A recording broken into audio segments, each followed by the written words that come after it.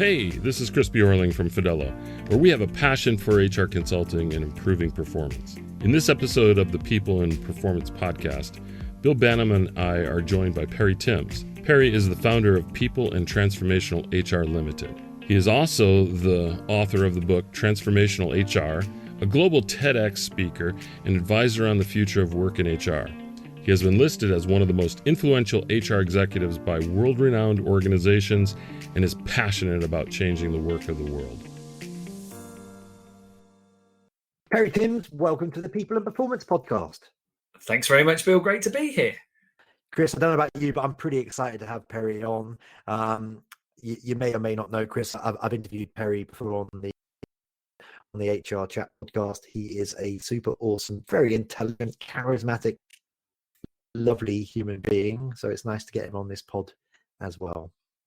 Well, excellent. Yeah, I'm excited. I've read about Perry. I've heard about Perry. I've read about the work he does, and I'm really excited to have this conversation with him live and in person today. Your team is growing fast, is my understanding. So congratulations. And from what I've seen on social media, it seems to be a pretty happy place to work. So my first question for you, let's just start with a small one, shall we? In your opinion, what makes for an effective leader? Oh, wow. Yeah, that is a small one, right? So it's ironic that quite literally I just picked up a tweet from Michele Zanini, who works with Gary Hamill, and he was asking about company mission and how often people can't recite it. It doesn't mean anything to them and it's lacking. So I think there's something about having a mission that sits in a space where it's bigger than the people who are there to help you deliver it. That means your leadership sort of tempo and influence is almost not as necessary because people kind of go, yeah, I believe in that.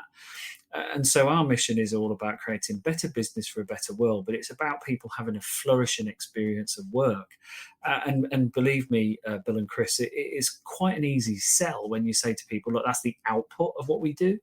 But I think beyond that, then, being an effective leader, I think there's just this whole sense that you are working with people. They're not working for you.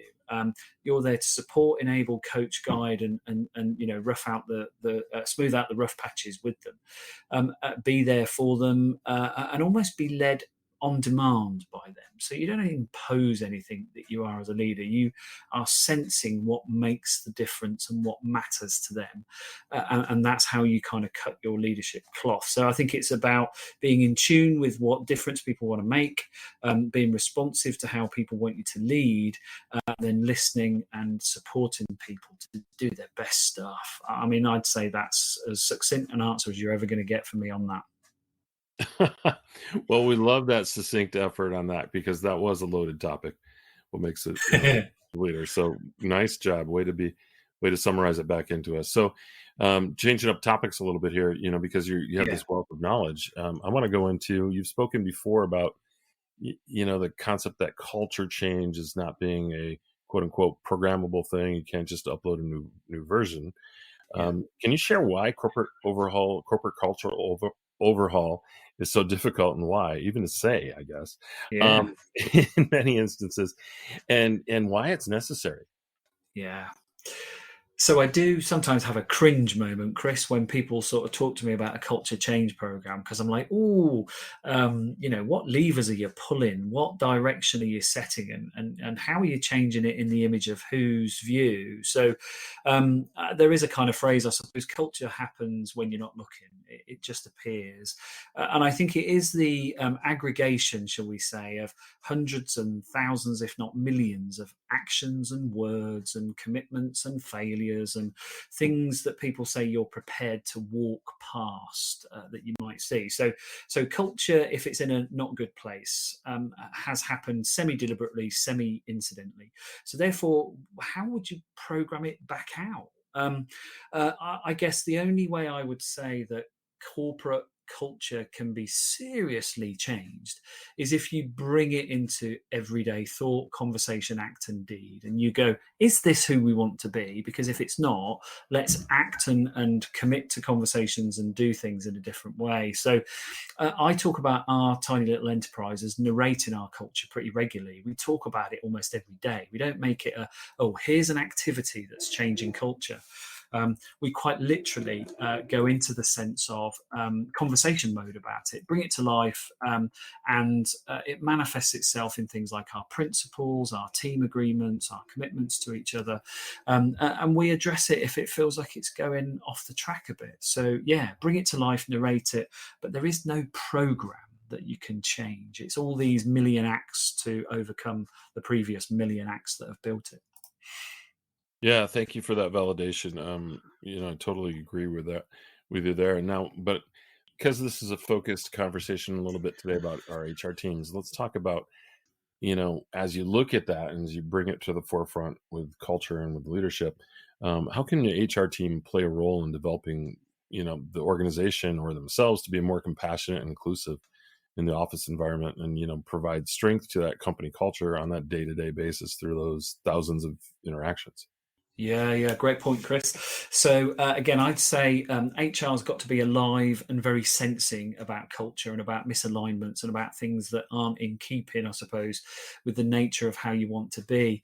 And I contributed to somebody's book recently. It's about business unusual, and it talks about some unorthodox practices that are really getting to the heart of what people want now from work. And it's much more than transactional, pay-related existence, and much more into meaning and purpose and so on.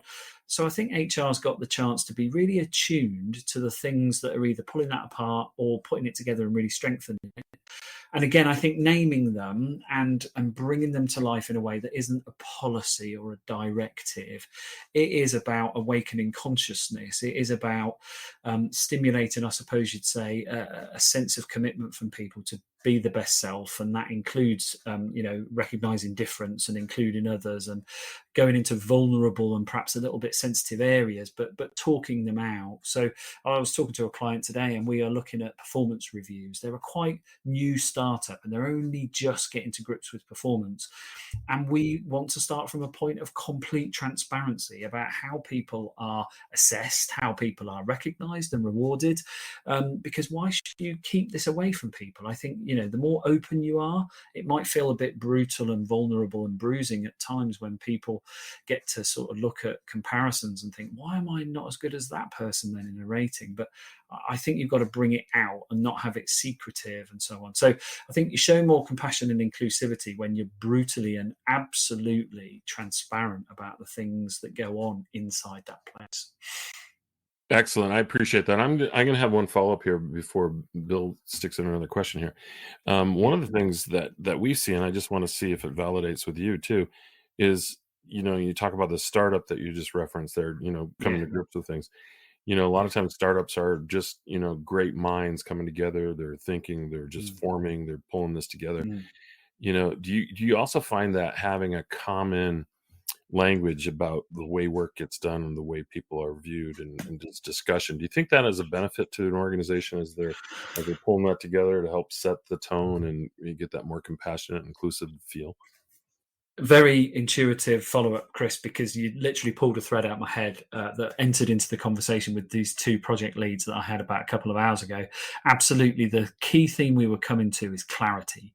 People need to know how clear the instruction, the standards, the behavioral expectations, and that doesn't mean that you prescribe it to a point that people are automatons or replicants of themselves, right? But being clear about why you're here, how we operate, what really good looks like, what outstanding look like, and what subpar might look like, I think is really vital for people to make that judgment and assessment on where they are in the scheme of things, where they can improve, where they can seek support and guidance and develop and so on. So absolutely I would go down that route. Be really clear in the expectation setting and engage and involve people in it. When they're new to it, they don't know what that looks like, and so you have to kind of direct them a bit.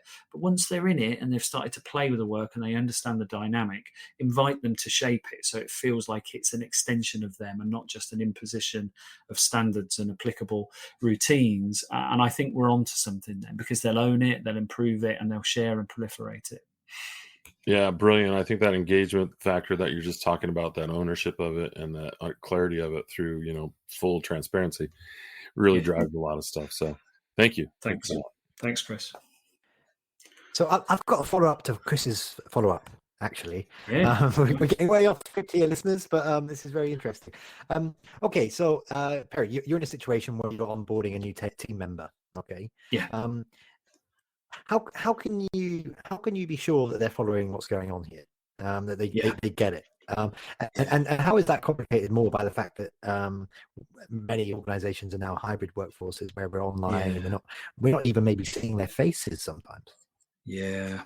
I mean, that's a super question because it is super relevant, both in, like you say, hybrid, remote, and even in fixed circumstances. I'll give you a little example of something, and I thought, what? So we were talking about hybrid working and remote working, and it was to a law firm. And they were talking about how junior lawyers can overhear their more senior counterparts delivering some really good advice in a really good way, and they learn that way, almost through osmosis. And they're like, how can we replicate that on demand online? That's just not applicable. We can't do it. So we've got to bring people together. And I stopped them in their tracks and went, really, what you're telling me is your learning and development and professional capability policy is built on hope and circumstance and wishful thinking and situational, proximity and serendipity. That's not good enough.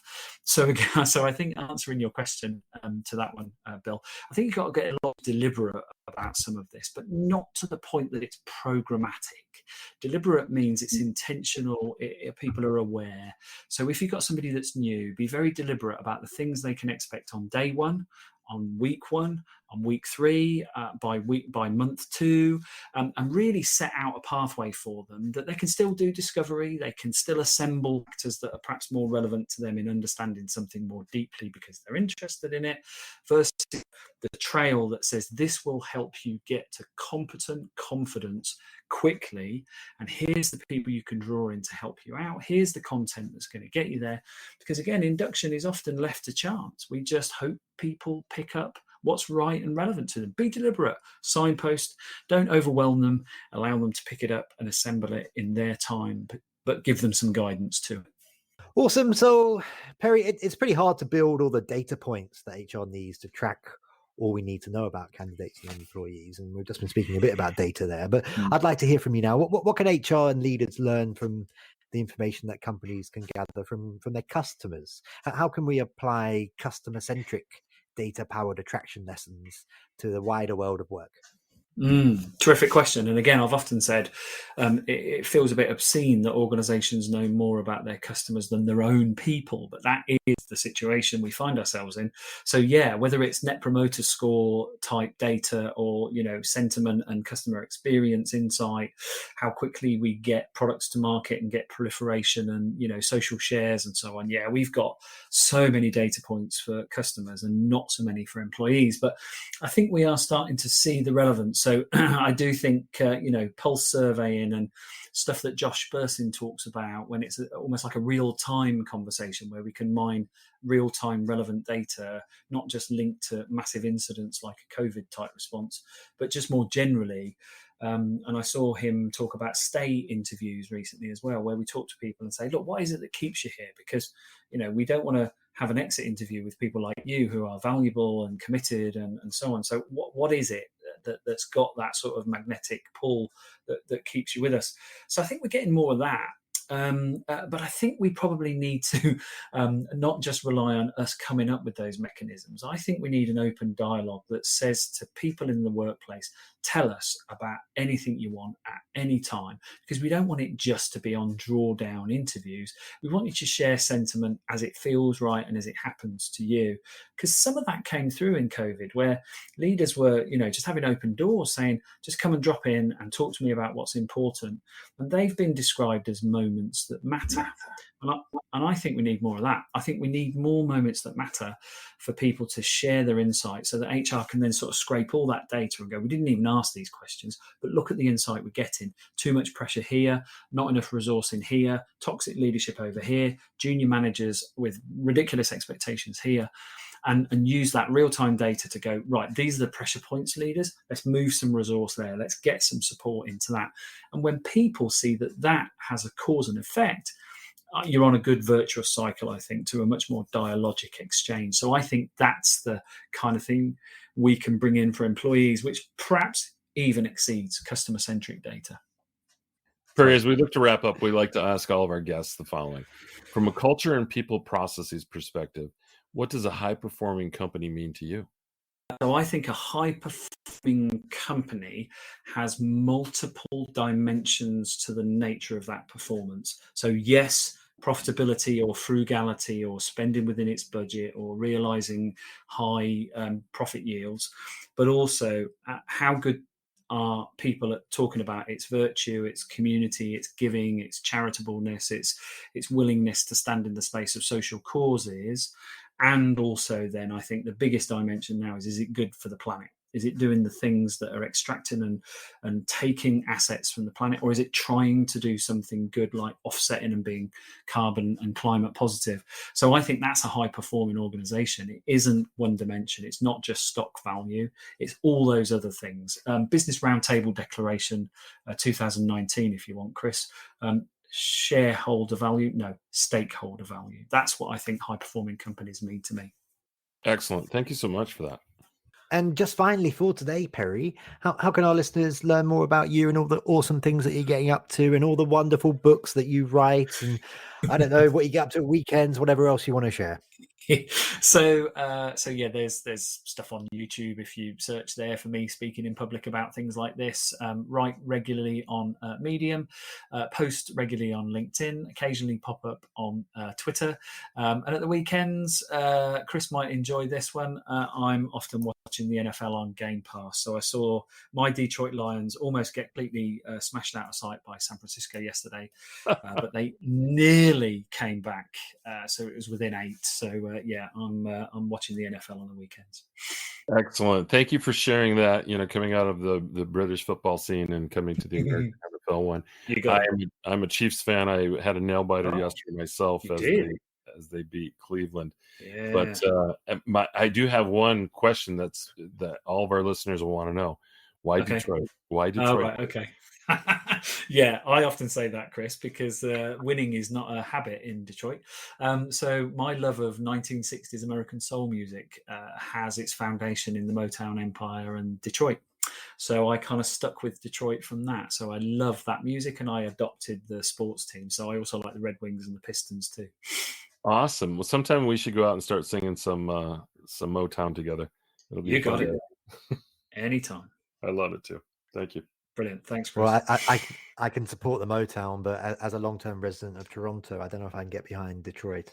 But still, that just leaves us to say for today, Perry Timms, thank you so much for joining us on this episode of the People and Performance Podcast. Thanks, Bill. Thanks, Chris. Loved it. Great conversation.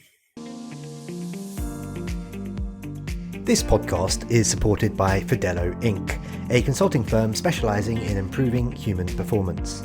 Through their products and services, Fidello helps clients design, develop, and implement strategic integrated human resource processes and systems. Learn more at fidello.com. That's FIDELLO.com.